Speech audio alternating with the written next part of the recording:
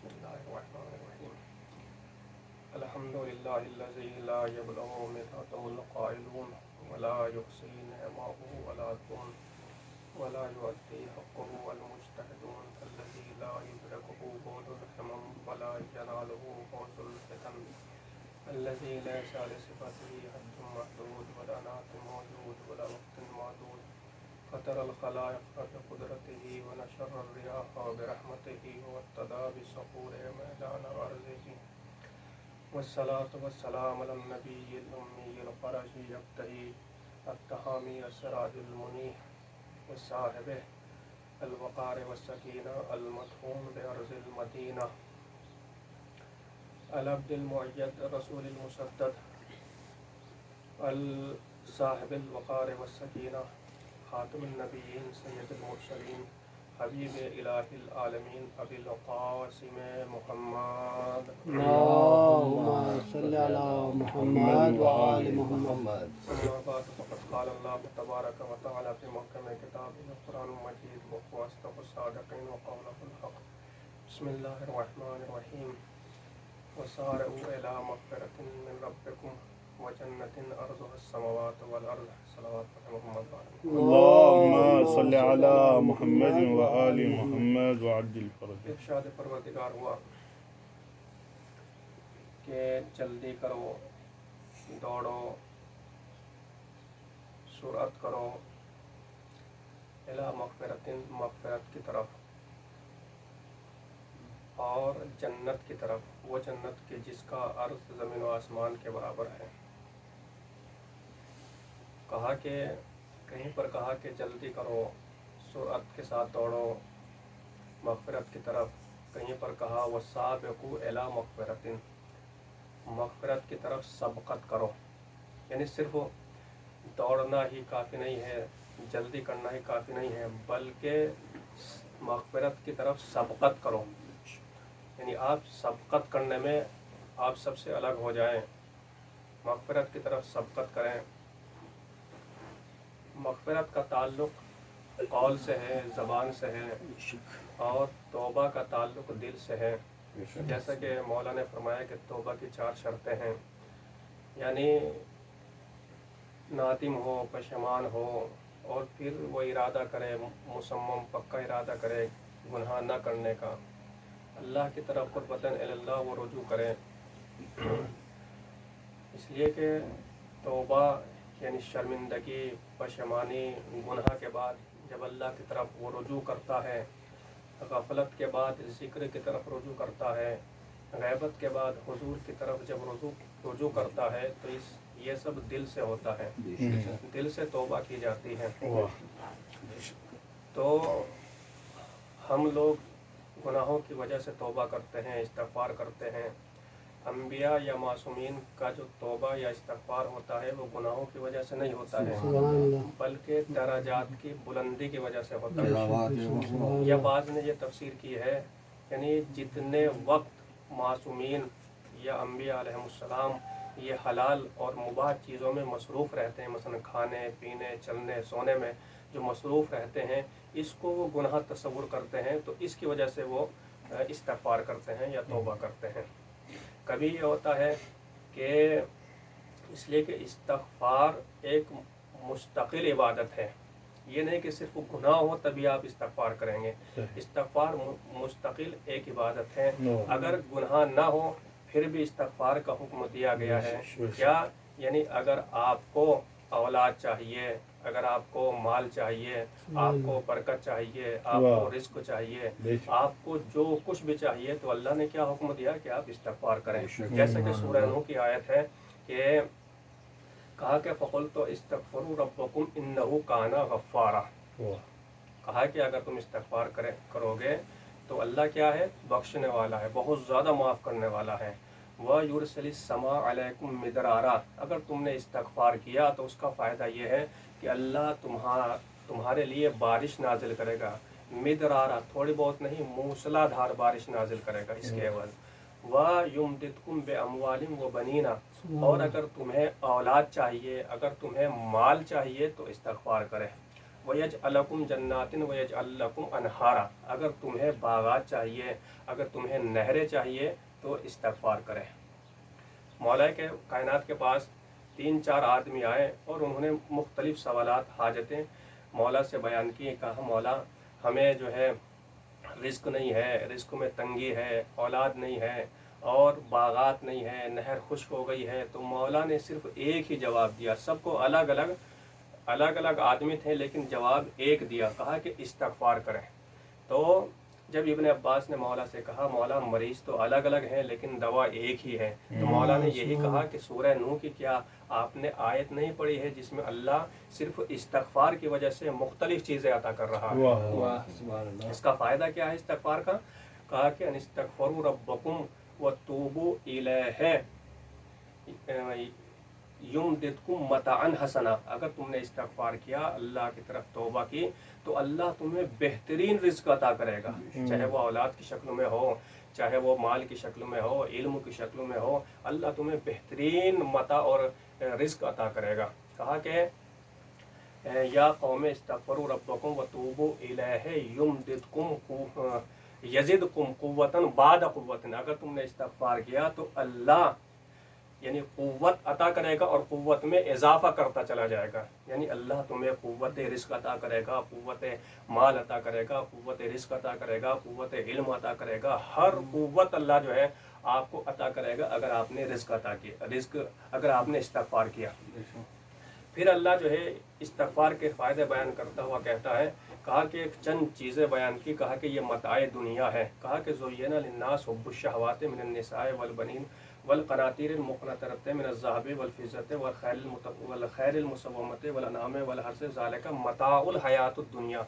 ये तमाम चीज़ें गिनाने के बाद कहा कि ये औरतें, ये सोना, ये चांदी, ये जानवर, ये खेती, ये सब क्या है? मताए दुनिया है। उसके फ़ौरन बाद वाली आयत में अल्लाह ने कहा हल उनब्बिउकुम मिन ज़ालिकुम क्या इस हल उनब्बिउकुम बिखैरिम मिन ज़ालिकुम अल्लिल्लज़ीना इत्तक़ू, क्या इससे बेहतर, यानी ये जो मताए दुनिया है, इससे बेहतर किसी चीज़ के बारे में तुम्हें बता दूं जो हमेशा रहने वाली है, जो बाकी रहने वाली है? कहा कि वो अल्लाह का तक़वा है। लिल्लज़ीना इत्तक़ू, जो तक़वा इख्तियार करते हैं, जो तक़वा इख्तियार करते हैं उनके लिए अल्लाह के पास कुछ इनामात हैं। वो पहले इनाम का अल्लाह ने जिक्र किया, इंदा रब्बिहिम जन्नातुन तजरी मिन तहतिहल अनहार खालिदीना फीहा। पहले इनाम का जिक्र किया कि अल्लाह के पास उनके लिए जो तक़वा इख्तियार करते हैं, कहा कि जन्नत है, हमेशा रहने वाली जन्नत है, बागात है, चश्मे हैं और ये लोग हमेशा उसमें रहेंगे। वह अज़वाजुम मुताहरतुन, और उनके लिए पाक व पाकीज़ा बीवियां हैं, हूरें हैं। कहा कि व रिज़वानुम मिनल्लाह, और तीसरे इनाम का अल्लाह ने जिक्र किया कि इसलिए कि सबसे बड़ी जो नेमत है वो अल्लाह की रिज़वान है, अल्लाह की रिज़वान इनको नसीब होगी। वल्लाहु बसीरुन बिल इबाद, और अल्लाह उनके ऊपर नज़र रहमत करेगा। ये कौन अफराद हैं? अब अल्लाह ने कहा कि लिल्लज़ीना क़ालू रब्बना आमन्ना फ़ाग़फ़िर लना, ये वो अफराद हैं जो कहते थे परवरदिगार हम तेरे ऊपर ईमान लाए हैं, तू हमें बख्श दे, तू हमें माफ़ कर दे, वक़िना अज़ाबन्नार, तू हमें अजाब से बचा। यानी ये इस्तग़फ़ार करने वाले वो हैं जो जन्नत, यानी इनाम में अल्लाह इन्हें जन्नत अता करने वाला है, जो अज़वाज मुतहरात देने वाला है, अल्लाह की रज़ा इनको शामिल हाल है, अल्लाह की ख़ास नज़र करम इनके ऊपर है। ये इस्तग़फ़ार करने वाले हैं। इनका शुमार किस में है? अस्साबिरीना वस्सादिक़ीना वल्क़ानितीना वल्मुनफ़िक़ीना वल्मुस्तग़फ़िरीना बिल असहार, इनको किस में शुमार किया है? ये इस्तग़फ़ार करने वाले किस फ़हरिस्त में है? कहा कि ये साबिरीन की फ़हरिस्त में है, ये सादिक़ीन की फ़हरिस्त में है, ये इन्फाक करने वाले की फहरिस्त में है, ये सुबह के वक्त इस्तग़फ़ार करने वालों में इनका शुमार होता है। इनाम अल्लाह देता है। तो ये इस्तग़फ़ार किन के लिए है? तो फिर कुरान ने बताया, कहा कि इन्नमा तुनज़रो मन इत्तबा ज़िक्रा व खशिया रहमान बिलग़ैब फ़बश्शिरहु बिमग़फ़िरतिन करीम। कहा कि हर एक को ये मग़फ़िरत नसीब नहीं होगी। कहा कि मग़फ़िरत तो सिर्फ उनको मिलेगी, कहा कि जो ज़िक्र की इत्तबा करता है, जिसके अंदर कुरान की नसीहत और वाज़ को सुनने की सलाहियत है, वो उनके लिए मग़फ़िरत है। और जो तेरा इत्तबा करता, मेरे حبیب تیرا اتباع کرتا ہے جو اللہ سے ڈرتا ہے فبشرہ بمغفرۃ کریم، تو انہیں وہ اجر عظیم، انہیں اجر عظیم اور مغفرت کی بشارت دے دی جائے۔ ان کے لیے مغفرت ہے جو تیری اتباع کرے، جو تیری پیروی کرے، جو قرآن کی اتباع کرے، ان کے لیے مغفرت ہے۔ پھر قرآن نے کہا کہ والذین یغضون اصواتہم عند رسول اللہ اولئک الذین امتحن اللہ قلوبہم للتقوی، جو نبی کے پاس اپنی آوازوں کو دھیمی رکھتے ہیں، نبی کے اوپر اپنی آواز کو بلند نہیں کرتے ہیں، اللہ نے ان کے قلوب کا امتحان لیا ہے۔ پھر اللہ نے کہا یہی وہ افراد ہیں کہ جن کا اللہ نے امتحان لیا ہے، جو نبی کی آواز پر اپنی آواز کو بلند نہیں کرتے ہیں، لہم مغفرۃ و اجر عظیم، ان کے لیے کیا ہے؟ مغفرت ہے، ان کے لیے اجر عظیم ہے۔ اس سے پہلے والی آیت میں اللہ نے کیا کہا؟ والذین، کہا کہ جو ولا یا ایھا الذین آمنوا لا ترفعوا اصواتکم فوق صوت النبی، جو بھی نبی کی آواز پر اپنی آواز کو بلند کرتا ہے، ان تحبط اعمالکم، تو اس کے اعمال سب حبط ہو جاتے ہیں۔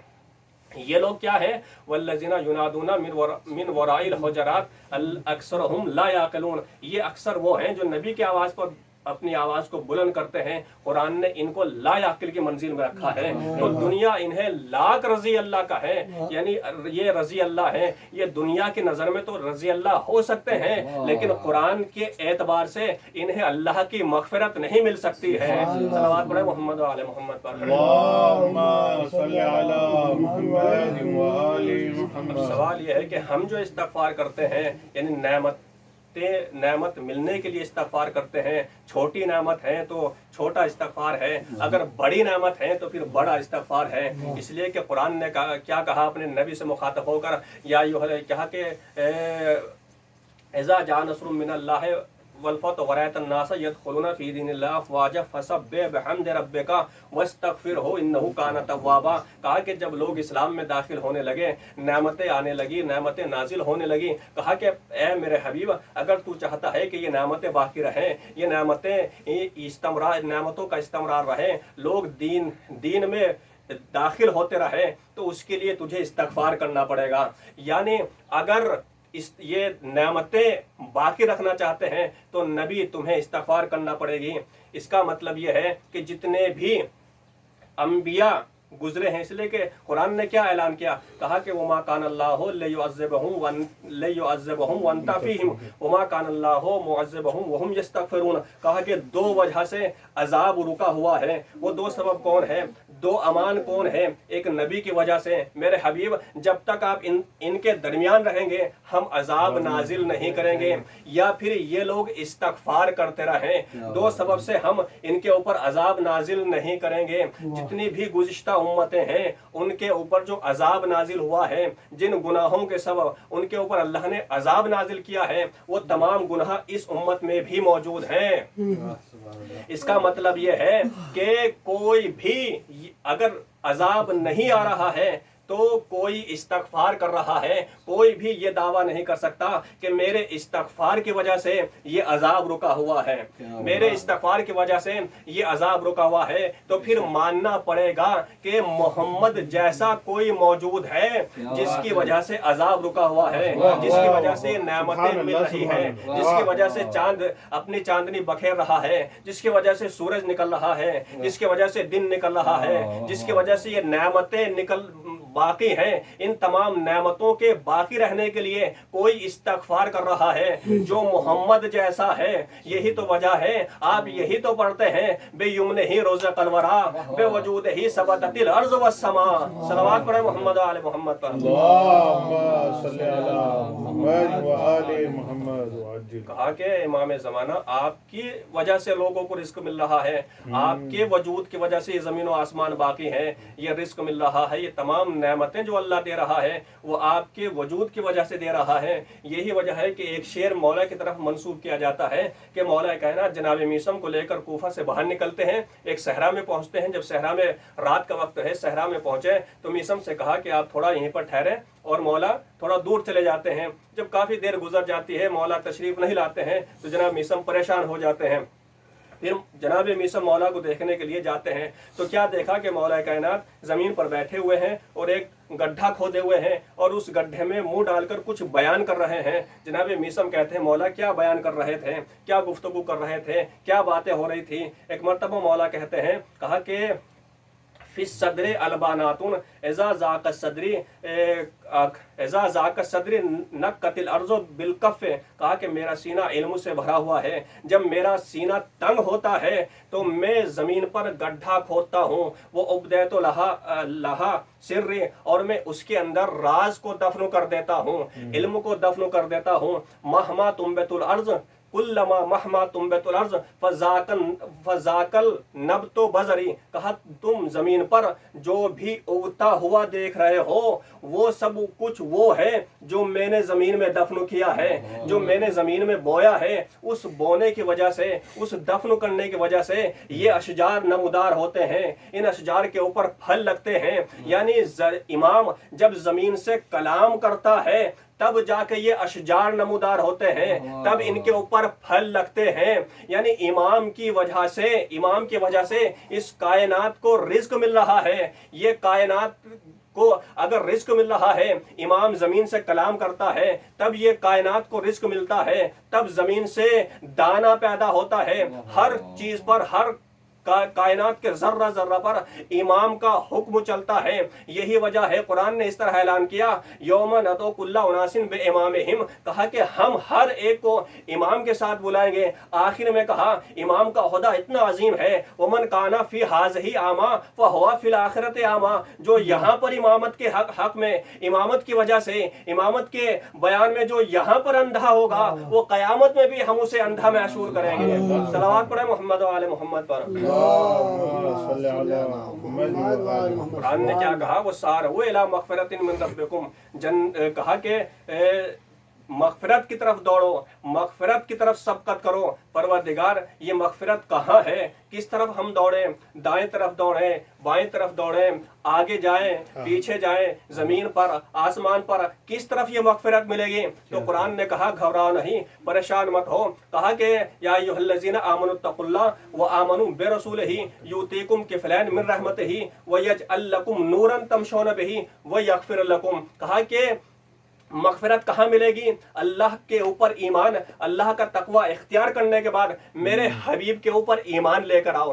صرف ایمان لانا نہیں ہے، وآمنوا بہ ونصروہ، کہا کہ وَزَرُوهُ وَنَصَرُوهُ وَاتَّبَعُوا النُّورَ الَّذِي أُنزِلَ مَعَهُ أُولَٰئِكَ هُمُ الْمُفْلِحُونَ، کہا کہ یہ کامیاب اور فلاح پانے والے وہ افراد ہیں جو نبی کے اوپر ایمان لاتے ہیں، جو نبی کی نصرت کرتے ہیں، جو نبی کے اوپر ایمان لاتے ہیں، نبی کی مدد کرتے ہیں، یہ کامیاب افراد ہیں۔ کہا کہ جو بھی نبی کے اوپر ایمان لے کر آئے گا اس کے انعام کا اللہ نے ذکر کیا، کہا کہ ہم یؤتیکم کفلین من رحمتہ، ہم رحمت کے 2 ٹکڑے انہیں عطا کریں گے، ایک ایسا نور عطا کریں گے جو دنیا میں بھی ان کے کام آئے گا، آخرت میں بھی کام آئے گا، ویغفر لکم، اور ہم ان کی مغفرت کر دیں گے۔ یعنی یہ مغفرت کہاں ملے گی؟ جو نبی کی مدد کرتا ہے، جو نبی کی نصرت کرتا ہے، جو نبی کے اوپر ایمان لاتا ہے۔ صرف یہی نہیں، جو نبی کے اوپر ایمان لائے گا، نبی کی نصرت کرے گا، نبی کی مدد کرے گا، انہیں ان لوگوں کے ساتھ اللہ محشور کر دے گا۔ وَمَن یُطِعِ اللَّهَ وَرَسُولَهُ فَأُولَٰئِکَ مَعَ الَّذِینَ أَنْعَمَ اللَّهُ عَلَیْہِم مِّنَ النَّبِیِّینَ وَالصِّدِّیقِینَ وَالشُّہَدَاءِ وَالصَّالِحِینَ وَحَسُنَ أُولَٰئِکَ رَفِیقًا، اتنے بہترین لوگوں کے ساتھ ان کو ساتھی بنا دے گا جو انبیاء ہیں، جو شہداء ہیں، جو صالحین ہیں، یعنی نبیوں کے ساتھ ان کو محشور کر دے گا جو استغفار کرنے والے ہیں۔ صلوات پڑھیں محمد و آل محمد پر۔ اللہم صلی علی محمد و آل محمد۔ پھر قرآن کہتا ہے، کہا کہ استغفار کی طرف سبقت کرو، جلدی کرو۔ تو یہ استغفار کہاں ملے گا؟ قرآن نے کہا کہ اذ قلنا ادخلوا هذه القرية فكلوا منها حيث شئتم رغدا وادخلوا الباب سجدا وقولوا لكم حطة نغفر لكم وسنزيد المحسنين، کہا کہ جب تم بنی اسرائیل سے کہا کہ جب تم اس دروازے میں داخل ہو، جتنا چاہے کھاؤ پیو، اللہ کی نعمتیں کھاؤ، لیکن جب اس دروازے میں داخل ہو تو احترام کے ساتھ اس دروازے میں داخل ہو، سجدہ کرتے ہوئے داخل ہو، اور حطہ کہتے ہوئے داخل ہو۔ अल्लाह तुम्हारे ऊपर अपनी नेमतें नाजिल करेगा, अल्लाह तुम्हारे ऊपर नेमतें नाजिल करेगा। जब इस आयत की तिलावत नबी करीम ने की तो असहाब कहने लगे कि अल्लाह के नबी, बनी इसराइल के पास बाबे हित्ता था, क्या हमारे पास भी बख्शिश के लिए कोई बाबे हित्ता है? तो नबी करीम ने कहा, मसलो अहले बैती का मसले बाबे हित्ता, कहा कि मेरे अहले बैत की मिसाल बाबे हित्ता की तरह है। इसका मतलब यह है कि अली अपने ज़माने का बाबे हित्ता है, हसन अपने ज़माने में बाबे हित्ता है, हुसैन अपने ज़माने में बाबे हित्ता है। यानी बनी इसराइल को अल्लाह ने एक बाबे हित्ता दिया है, इस उम्मत को अल्लाह ने 14 बाबे हित्ता दिया है। यानी कुरान ये कहना चाहता है कि अली की तरफ सबकत करो, अली की तरफ आने में सबकत करो, हसन की तरफ आने में सबकत करो, हुसैन की तरफ आने में सबकत करो, हुसैन की तरफ आने में सबकत करो। और उन्होंने क्या किया? उन्होंने इस कौल को हित्ता को बदल दिया। क्या किया? हिंता हिंता कहते हुए दाखिल हुए। तो कुरान ने कहा कि जो भी अल्लाह के बनाए हुए किसी भी चीज का इनकार करेगा, उसको बदल देगा, तो उसके ऊपर अल्लाह अजाब नाजिल करेगा। उन्होंने हिंता कहना शुरू किया, यानी अल्लाह के बनाई हुई चीज को, चाहे वो खाने की शक्लों में हो, चाहे वो हादी हो, चाहे वो रहबर हो, अगर उसको बदल कर अपनी मर्जी से किसी का इंतखाब करेगा तो कुरान ने कहा हम उसके ऊपर अजाब नाजिल करेंगे। उन्होंने हिंता हिंता हिंता कहते गेहूं को, यानी जो भी आले मोहम्मद से अलग होता है तो वो मालो दौलत के चक्कर में पड़ जाता है, वो गेहूं के चक्कर में पड़ जाता है। यही तो वजह है कि जब इमाम हुसैन के मुकाबले में उमर साद से यही तो कहा गया हम तुम्हें मुल्क रय अता करेंगे, तो इमाम ने क्या कहा? इसे मुल्क रय तो दूर की बात है, इसे मुल्क रय का गुंदुम भी नसीब नहीं होगा। सलावत पढ़े मोहम्मद वाले मोहम्मद पर। कहा कि मगफिरत की तरफ सबकत करो, मगफिरत की तरफ दौड़ो। तो ये मगफिरत, और सिर्फ यहीं पर आयत नहीं रुकी है, कहा कि वो सारऊ इला मगफिरतिन व जन्नतिन, जन्नत की तरफ दौड़ो, जन्नत की तरफ सबकत करो। तो ये जन्नत कहते किसे हैं? जन्नत किसका नाम है? तो छठे इमाम से एक सहाबी ने कहा कि मौला आप मेरे लिए दुआ करें कि अल्लाह मुझे जन्नत नसीब कर दे, अल्लाह मुझे जन्नत अता करे और अल्लाह मुझे जन्नत में दाखिल कर दे। तो मौला उससे अपने चाहने वाले से कहते हैं ये दुआ करो कि हमें अल्लाह हमें जन्नत से ना निकाले। कहा मौला क्या मतलब? कहा कि क्या तेरे दिल में हमारी मोहब्बत है? उसने कहा हाँ। कहा कि यही तो जन्नत है, यानी जिसके दिल में आले मोहम्मद की मोहब्बत है उसी का नाम तो जन्नत है, उसका नाम जन्नत है। और यही वजह है कि 10वें इमाम यानी मुतवक्किल ने 10वें इमाम को जब एक जगह बुलाया, यानी जिसको सालोन बोलते हैं, यानी जहां कैदियों को ठहराया जाता था, वहां पर रोका तो एक चाहने वाला आपके पास पहुंचा। वो शर्मिंदा था कि इस मुतवक्किल ने मौला को ऐसी जगह ठहराया है कि जहां कैदियों को रोका जाता है, जो एक नामुनासिब जगह है। तो मौला ने उसे करीब बुलाया और उसकी आंखों पर अपना हाथ फेरा तो क्या देखा? जन्नत है, बागात है, हूर है, यानी पूरा जन्नत ही, चारों तरफ जन्नत का नजारा है। एक मर्तबा मौला ने उससे कहा कि इस हमारी ज़ाहिरी हालत को देखकर हमारे इख्तियार के ऊपर शक न करो। इसका मतलब यह है, मौला बताना ये चाहते हैं कि जहां मासूम होता है, जहां इमाम होता है, उसी जगह का नाम तो जन्नत है। यानी जहां अली है उस जगह का नाम जन्नत है, जहां हसन है उस जगह का नाम जन्नत है, जहां आयम्मा है, जहां मासूमीन है, उसी जगह का नाम तो जन्नत है। और यही वजह है कि 10वें इमाम से एक सहाबी कहता है मौला क्या आप आसमान पर जाकर हमारे लिए कुछ ला सकते हैं? तो कुछ देर गुजरी थी कि मौला बुलंद हुए और आसमान में गायब हो जाते हैं। कुछ देर के बाद 10वें इमाम नवादिरुल मोजज़ात में ये 185 सफ़े के ऊपर ये वाक़या दर्ज है। मौला वहां से वापस आए और मौला के हाथ में एक परिंदा था जो सुनहरे रंग का था, जिसकी मिनकार सोने की थी, जिसकी दुम सोने की थी। और वो परिंदा जब आया तो वो कुछ पढ़ रहा था। तो साहब मौला के चाहने वालों ने क्या देखा? वो कुछ बोल रहा है, कुछ बयान कर रहा है। क्या बयान कर रहा था? ला इलाहा इल्लल्लाह मुहम्मदुर रसूलुल्लाह अलीयुन वलीउल्लाह। वो कह रहा था, यानी मौला बताना ये चाहते हैं कि जहां हम रहते हैं उसी जगह का नाम जन्नत है। और वो ये परिंदा ये बयान करके, अलीयुन वलीउल्लाह बयान करके ये साबित करना चाह रहा था कि अली अली कौन करने वाला है, अली अली कौन करता है। यानी जो अली अली वो ही करते हैं कि जो अली के मानने वाले होते हैं। जन्नत में जाने वाले वो ही अफराद होते हैं जो अली को मानने वाले होते हैं। कोई दूसरा अली अली नहीं करता है। जन्नती वो अफराद हैं जो अली को मानते हैं, अली अली करते हैं। सलावत